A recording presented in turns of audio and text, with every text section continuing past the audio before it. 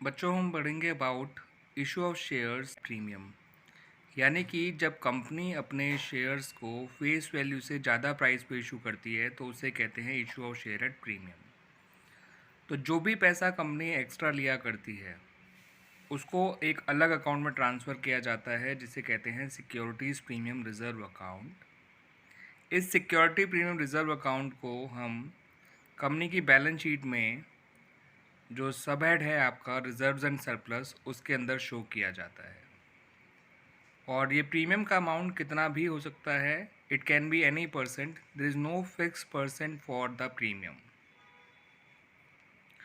यहाँ पर मैंने जो एंट्री करी हैं शुरू की दो, वो एप्लीकेशन की हैं। अगर प्रीमियम का अमाउंट एप्लीकेशन पे ही है तो पहली एंट्री जो है उस पर कोई फ़र्क नहीं पड़ेगा। आप सेकेंड एंट्री देख सकते हैं, जो भी प्रीमियम का पैसा लिया है उसे अलग लिखा गया है कैपिटल। तो एप्लीकेशन की एंट्रीज़ को मैं एलैबोरेट करके बता रहा हूँ बच्चों कि सपोज़ अगर आपका प्रीमियम का पैसा एप्लीकेशन के अंदर ही इंक्लूडेड है तो आप पहली एंट्री जो बनाएंगे bank account debit to share application account, उसमें तो प्रीमियम का पैसा इंक्लूड करके ही लिखेंगे आप। ठीक है ना, आप देख सकते हैं इसमें लिखा हुआ भी है एप्लीकेशन में रिसीव्ड इंक्लूडिंग प्रीमियम। और फिर जब इस पैसे को कैपिटल में ट्रांसफ़र करेंगे तो कैपिटल में तो वही पैसा जाएगा जो प्रीमियम के अलावा है, यानी related to the face value of capital है, वो तो जाएगा शेयर कैपिटल अकाउंट में। और जो प्रीमियम का पैसा है उसे सिक्योरिटी प्रीमियम रिजर्व अकाउंट में क्रेडिट कर दिया जाएगा। ठीक है बच्चों, तो ये फ़र्क है ऑर्डिनरी एंट्री में और जो आपका विदाउट पार कहते प्रीमियम था, यानी जब issue of share at par था तो सेकंड एंट्री में हम सिर्फ शेयर कैपिटल को क्रेडिट करते हैं। यहाँ पे शेयर कैपिटल के साथ साथ सिक्योरिटी प्रीमियम रिजर्व को भी क्रेडिट किया गया है। इसी तरह से बच्चों अगर एप्लीकेशन वो प्रीमियम का पैसा अगर अलॉटमेंट पे लिया जाता है तो आप जानते हैं अलॉटमेंट में हम कैपिटल में ट्रांसफर एंट्री पहले करते हैं और अमाउंट को रिसीव करने की एंट्री बाद में करते हैं। तो आपका जो शेयर अलॉटमेंट अकाउंट डेबिट होगा वो तो प्रीमियम का अमाउंट इंक्लूड करके ही डेबिट होगा, लेकिन कैपिटल में प्रीमियम का पैसा नहीं जाना चाहिए, इसलिए इसमें मैंने लिख दिया है अलॉटमेंट मनी एक्सक्लूडिंग एसपीआर। यानी जो भी आप अलॉटमेंट मनी ले रहे हो उसमें जो प्रीमियम का पैसा है उसको हटा के लिखिएगा और जितना प्रीमियम का पैसा है उसको सिक्योरिटीज़ प्रीमियम रिजर्व अकाउंट में क्रेडिट करिएगा। लेकिन जब रिसीविंग की एंट्री की बारी आएगी तो रिसीविंग करते समय आपको bank account debit to share allotment account जो आपका एंट्री पास करोगे उसमें प्रीमियम का अमाउंट इंक्लूडेड होगा। यानी हम कह सकते हैं कि प्रीमियम का अमाउंट अलॉटमेंट में भी इंक्लूडेड होता है, एप्लीकेशन में भी इंक्लूडेड होता है, मगर उसे कैपिटल में इंक्लूड नहीं करा जाता। कैपिटल की जगह उसको सिक्योरिटी रिजर्व में डाला जाता है। तो कैपिटल केवल फेस वैल्यू से रिलेटेड पैसे को ही एक्सेप्ट करेगा।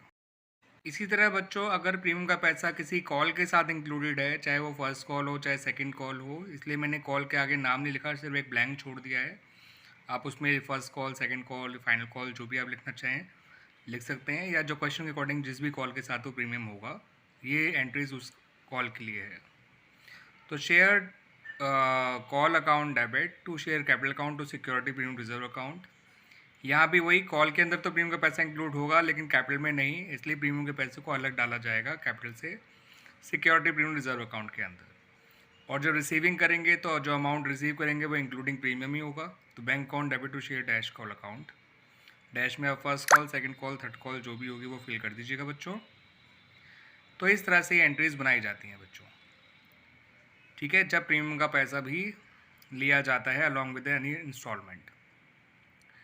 एक बात ध्यान रखिएगा बच्चों, अगर बताया नहीं गया, चलिए उसको अगले में बात। तो जो बात बच्चों मैं पिछले वीडियो में कहना चाह रहा था वो यही थी, क्वेश्चन ने बता नहीं रखा कि प्रीमियम का पैसा कौन से इंस्टॉलमेंट के साथ लिया जा रहा है। तो ये बात ध्यान रखिएगा, it is always taken along with the allotment money. ठीक है ना वो एप्लीकेशन के साथ कहलाएगा ना वो कॉल के साथ कहलाएगा, it is always taken along with the allotment. तो प्रीमियम का पैसा अलॉटमेंट के साथ ही लिया जा रहा है, ये माना जाता है, इस बात को ध्यान रखिएगा बच्चों। तो इस तरह से मैंने आपको बच्चों बता दिया कि issue of share at premium में एंट्रीज किस तरह से पास की जाती हैं। और जो भी पैसा प्रीमियम का लिया जा रहा होता है बाय द कंपनी उसको हम जो है कैपिटल में ट्रांसफ़र नहीं करते, सिक्योरिटीज़ प्रीमियम रिजर्व अकाउंट में ट्रांसफ़र करते हैं। ये कंपनी के लिए कैपिटल रिजर्व है एक तरह से, कि या कैपिटल गेन कह सकते हैं। ठीक है, और इसको हम बैलेंस शीट के अंदर रिजर्व एंड सरप्लस के अंदर जो है शो करा करते हैं, बैलेंस शीट में रिजर्व एंड सरप्लस हेड के अंदर, सब हेड के अंदर। बच्चों आप जानते हैं कि कंपनी का जो है शेयर का सारा पैसा एक साथ ही ले सकती है लमसम। तो ऐसे में हम जानते हैं कि हमें केवल application and allotment account open करना होता है और सिर्फ 2 ही एंट्रीज पास करनी होती हैं। तो देखिए पहली एंट्री तो वही है आपकी bank account debit to share application and allotment account. जितना भी पैसा आपने लिया होगा फ्रॉम द शेयर्स वो इसमें आ जाएगा, including the amount of premium, क्योंकि शेयर प्रीमियम पे इशू हुआ है तो प्रीमियम का पैसा भी आपको एप्लीकेशन पे ही लेना होगा, क्योंकि और कोई इंस्टॉलमेंट ही नहीं है। और जब इस पैसे को कैपिटल में ट्रांसफ़र करोगे आप, तो शेयर एप्लीकेशन और अलॉटमेंट अकाउंट डेबिट हो जाएगा टोटल अमाउंट रिसीव्ड से, लेकिन कैपिटल में तो सिर्फ वही पैसा जाएगा जो प्रीमियम के अलावा है। तो टू शेयर कैपिटल अकाउंट, तो उसमें तो प्रीमियम हटा के जाएगा पैसा, और जो भी पैसा प्रीमियम का है वो जाएगा सिक्योरिटीज़ प्रीमियम रिजर्व अकाउंट के अंदर। ठीक है बच्चों, तो इस तरह से एंट्रीज बनाई जाती है जब कंपनी पैसा लमसम लेती है तो।